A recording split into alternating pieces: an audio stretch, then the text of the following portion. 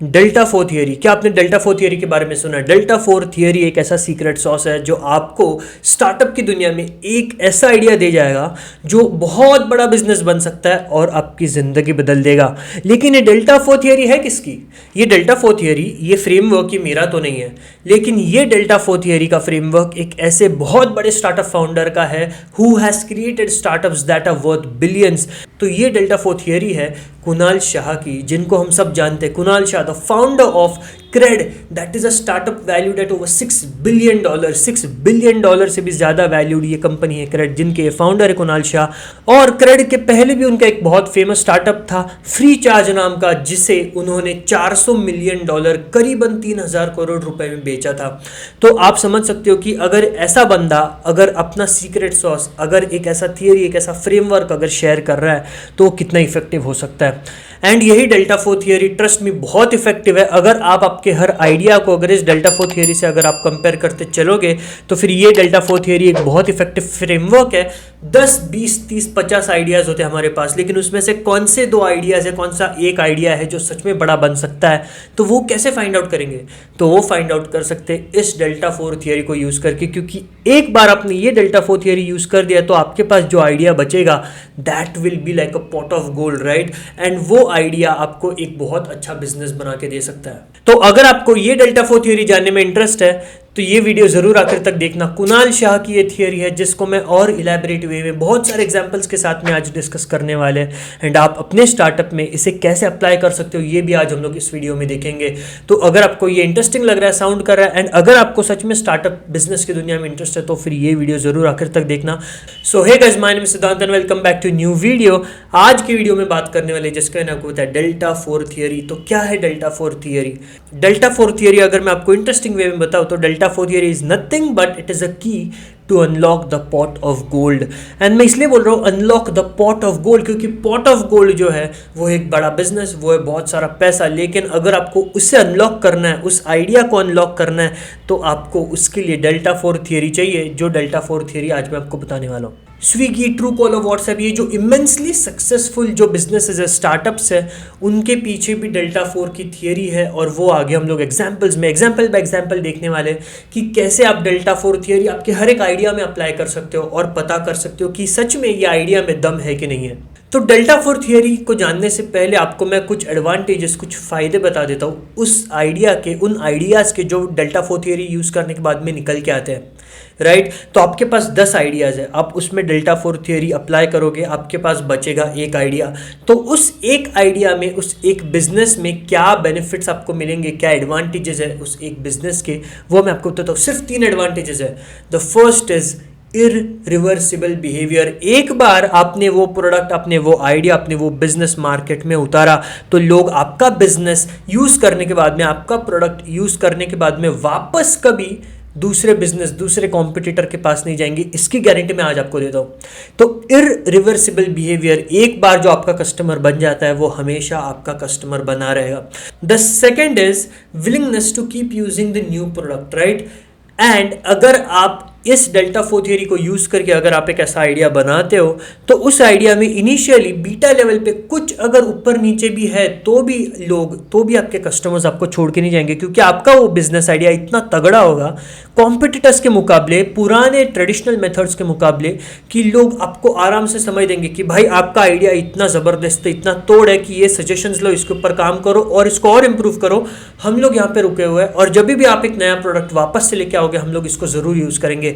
So the second is willingness to use the new product is very high. And the third is UBP. UBP क्या है? USP हम सबको होता है, unique selling proposition, लेकिन UBP क्या है? UBP is nothing but unique brag worthy proposition. मतलब जब वो बिजनेस, जब वो प्रोडक्ट आप मार्केट में उतारोगे तब आपके जो कस्टमर्स है वो इतने खुश होंगे कि वो उनके दोस्तों को, उनके पहचान के लोगों को वो बताएंगे कि भाई ये प्रोडक्ट देख, ये प्रोडक्ट मैं यूज़ करता हूँ, तू भी ये प्रोडक्ट पे आ जा। जैसे कि एक यहाँ पे एक एग्जाम्पल ले लेते हैं, ट्रू कॉलर। आप में से कितने लोगों ने ट्रू कॉलर की एडवर्टाइजमेंट देखी या फिर ट्रू कॉलर के कहाँ पे बैनर, होर्डिंग्स, यूट्यूब पे ऐड देखी? किसी ने नहीं देखा होगा। ट्रू कॉलर एक ऐसा अमेजिंग प्लेटफॉर्म है जिसके ऊपर आप कोई भी नंबर आप अगर डालोगे तो आपको उस नंबर का लोकेशन और उस नंबर के ओनर के बारे में पता चलता है। एंड मैं आपको गारंटी से बता सकता हूँ कि आपको ट्रू कॉलर के बारे में सबसे पहली बार आपके किसी दोस्त से ही पता चला होगा, कि आपके दोस्त ने बोला होगा कि भाई तू मुझे कौन सा भी नंबर बता दे, मैं तुझे उस नंबर का मालिक बताता हूँ। और फिर उसने तुझे बोला होगा कि भाई ट्रू कॉलर यूज़ कर, मैं ट्रू कॉलर यूज़ करता हूँ, तू भी यूज़ कर। फिर आपने वैसे ट्रू कॉलर आपने यूज़ किया, right. Same with WhatsApp, right. ऐसे बहुत सारे एग्जांपल्स आगे देखेंगे हम लोग वीडियो में। लेकिन एक बार आप ऐसा तगड़ा प्रोडक्ट बनाते हो, एक ऐसा रेवोल्यूशनरी आप एक प्रोडक्ट बनाते हो, तब आपको बेचने की, तब आपको मार्केटिंग करने की जरूरत नहीं पड़ती। तब आपके कस्टमर्स खुद बाहर जा के चिल्लाते हैं, तब आपके कस्टमर्स खुद उनके पहचान वालों को बाहर जाके बताते कि भाई ये है प्रोडक्ट और इसे यूज़ करो। इसे कहते हैं यूनिक ब्रैगवर्दी प्रपोजिशन, जो आपके उस आइडिया में होगा जो आपको डेल्टा 4 थियरी से मिलेगा। तो ये 3 एडवांटेजेस है। The first one is irreversible behaviour, कि एक बार आपका जो कस्टमर बन गया वो आपको वापस छोड़ के नहीं जाएगा, क्योंकि उस प्रोडक्ट में उतना दम है। The second is willingness to use the new product is going to be high, क्योंकि आपने एक ऐसा कुछ रेवोल्यूशनरी प्रोडक्ट बना दिया है कि लोग आपके साथ हमेशा जुड़े रहेंगे, right. And the third is UBP, unique bragworthy proposition, कि आपने एक बार प्रोडक्ट बना दिया लेकिन आपके प्रोडक्ट को लोग बाहर जाके बेच रहे हैं, ना कि आप बेच रहे हो मार्केटिंग करके, एडवर्टाइजमेंट करके। तो आई एम श्योर कि आपको ये सारी चीजें सुन के बहुत एक्साइटमेंट हुआ होगा कि क्या है भाई डेल्टा 4 थियरी, एक बार बता दो। तो इसको समझते हैं एक एग्जाम्पल से, जो है IRCTC, इंडियन रेलवेज का ये प्लेटफॉर्म है। हम सबको पता है IRCTC online train booking platform है। IRCTC प्लेटफॉर्म ने एक बहुत बड़ा रेवोल्यूशन क्रिएट कर दिया था इंडिया में, जब आप इंडियन रेलवेज के ट्रेन आप उनके प्लेटफॉर्म से ऑनलाइन घर बैठे बुक कर सकते थे, राइट। तो ये IRCTC प्लेटफॉर्म लॉन्च होने के बाद में पूरा टिकट बुकिंग सिस्टम रेवोल्यूशनाइज हो गया था, राइट। अगर मैं आपको पूछूं कि IRCTC का ऑनलाइन बुकिंग प्लेटफॉर्म को आप कितनी रेटिंग देते हो, मतलब एफिशिएंसी के तौर पे कितना इजी है ये, कि लाइन में खड़े रहो, फिर अपना टर्न का वेट करो, फिर काउंटर पे जाओ, फिर टिकट बुक करो, फिर उसको भाषा आती नहीं आती, फिर छुट्टे है नहीं है।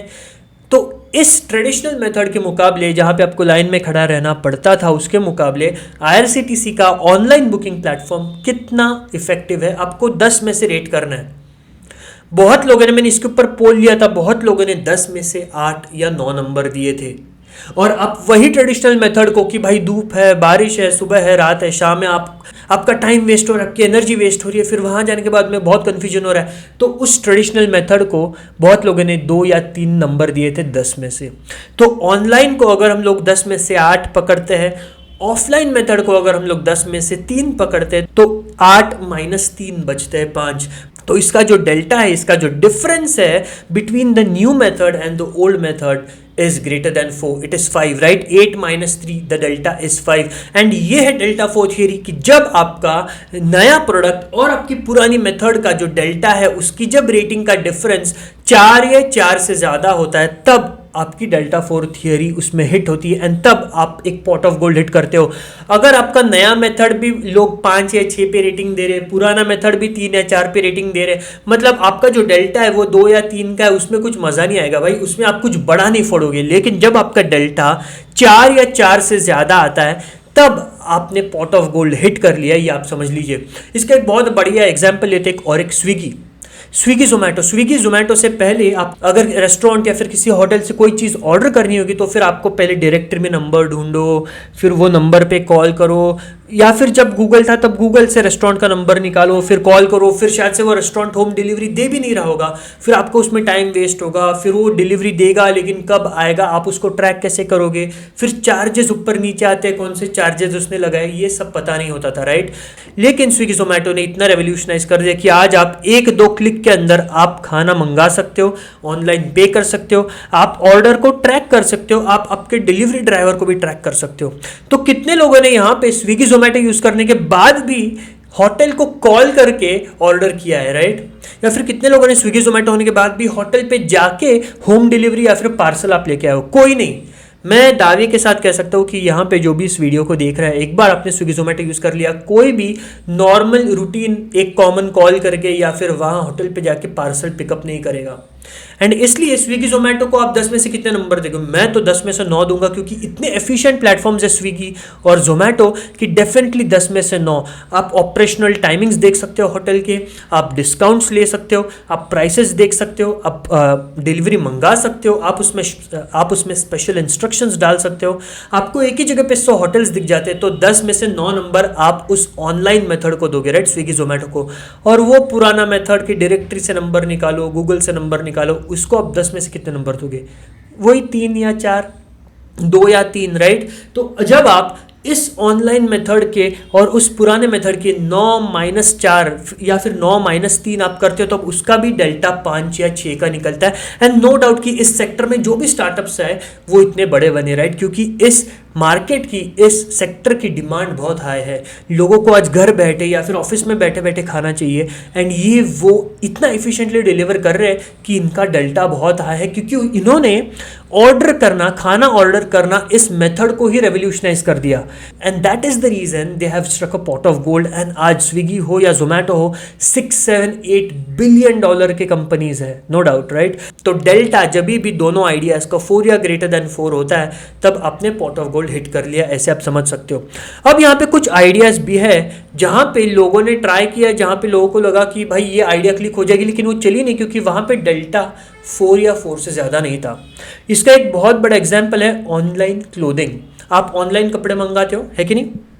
तो ऑनलाइन कपड़े मंगाते हो तो बहुत लोग इसमें बोलेंगे कि भाई ऑनलाइन कपड़े मंगाना एक अच्छी बात नहीं है, क्योंकि उसमें साइज नहीं देख सकते, मटेरियल नहीं देख सकते, फिटिंग नहीं देख सकते, ट्रायल नहीं कर सकते, राइट। एक तो सबसे पहली बात मैं आपको बता दूं, आजकल हर एक को लगता है कि कोई भी ट्रेडिशनल बिजनेस को आप ऐप बना दो, वेबसाइट बना दो, ऑनलाइन लेके आ जाओ तो बहुत बड़ा रेवोल्यूशनाइज हो जाता है। ऐसा नहीं होता। कुछ industries are meant to be traditional. आपको वहाँ पे फिजिकली जाके ही आपको मज़ा आएगा, राइट। जैसे कि मैं अगर आपको कोई भी एक डिस्नीलैंड या ऐसे कोई भी पार्क में, नेशनल पार्क में अगर मैं आपको ऑनलाइन 3D टूर दे दूँ तो आपको मज़ा नहीं आएगा जितना आपको वहाँ जाके फिजिकली घूमने से आएगा, राइट।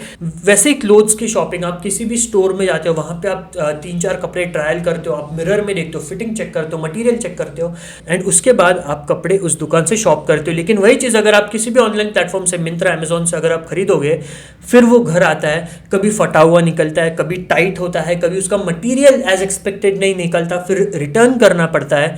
तो वो केस में मैंने इस केस में भी पोल लिया था। तो जो ऑनलाइन जो लोग बाय करते हैं कपड़े, वहाँ पे लोगों ने 10 में से 6 या 7 नंबर दिए थे, और जो ऑफलाइन कपड़े बाय करते वहाँ पे इनफैक्ट लोगों ने ज़्यादा पॉइंट्स दिए थे, या फिर उतना ही 5 या 6 पॉइंट्स दिए थे, राइट। तो जब आप इसका डेल्टा निकालते हो तब वो 0 निकलता है, कभी कभी -1 भी निकलता है। क्योंकि मैं आपको बताता हूँ, ऑफलाइन दुकान में जाके कपड़े खरीदना, स्पेशली महंगे वाले, पार्टी वाले या फिर फॉर्मल वाले, is any time better than buying it online, right. आप ऑनलाइन अंदाज़ा नहीं लगा सकते कि वो कौन से फिटिंग का है, कौन से साइज़ का है, कौन से मटीरियल का है। तो इस केस में डेल्टा 0 भी निकलता है, -1 भी निकलता है। तो इसलिए इस स्पेस में जो भी स्टार्टअप से नाम बहुत बड़े बड़े, मिंत्रा या फिर अमेजोन पे भी लोग बेचते, फ्लिपकार्ट पे भी बेचते, लेकिन लॉस मेकिंग कंपनीज है। इसमें प्रॉफिट बनाना बहुत मुश्किल है, और इसमें खुद का एक यूएसपी बनाना बहुत मुश्किल है। आप बेच रहे हो, आपके जैसे 10 और बेचेंगे, वो भी लॉस मेकिंग होंगे, आप भी लॉस मेकिंग होंगे। जब तक आपको इन्वेस्टर का पैसा मिल रहा है तब तक आपका बिजनेस चलेगा। जब इन्वेस्टर का पैसा मिलना बंद हो जाएगा तब आपकी कंपनी बंद हो जाएगी। तो इसलिए डेल्टा बहुत इंपॉर्टेंट है कि आपका डेल्टा जो है नए आइडिया का पुराने आइडिया से 4 या 4 से ज़्यादा का होना चाहिए। तो आपके दिमाग में कोई भी आइडिया हो, वो उस आइडिया के ऊपर ये डेल्टा 4 थ्योरी अप्लाई करिए। कंज्यूमर की आंखों से देखिए कि अगर आप कंज्यूमर होते तो सच में दिल पे हाथ रखिए कि आप कितनी रेटिंग देते पुराने मेथड को और आप कितनी रेटिंग देते नए मेथड को। अगर उसका डेल्टा 4 या 4 से ज़्यादा नहीं निकलता तो I would definitely tell you कि और कोई इंडस्ट्री देखिए, उसमें कुछ फोड़िए, उसमें कुछ सोचिए बड़ा, राइट। इसमें डेल्टा 4 अगर नहीं है तो ये बिजनेस आपको पॉट ऑफ गोल्ड नहीं देने वाला। आप बहुत बड़ा बिजनेस, सक्सेसफुल बिजनेस नहीं बना पाओगे। एंड आई होप आपको ये वीडियो पसंद आएगा, एंड आई होप आपको एक फ्रेमवर्क मिला होगा आपके आइडियाज़ को वैलिडेट करने के लिए, जस्टिफाई करने के लिए। अगर आप इस चैनल पे नए तो आप चैनल पे आके बहुत सारे दूसरे वीडियोस चेक कर सकते हैं। मैंने काफ़ी सारे वीडियोस बनाए एंड आई एम श्योर कि वो आपको बहुत हेल्पफुल होंगे। So guys, if you like the video then do like the video, share, comment, subscribe to the channel, don't forget to hit the bell icon to receive the latest notifications of my videos on time, and I'll see you in the next video. Till then, goodbye, take care, thank you.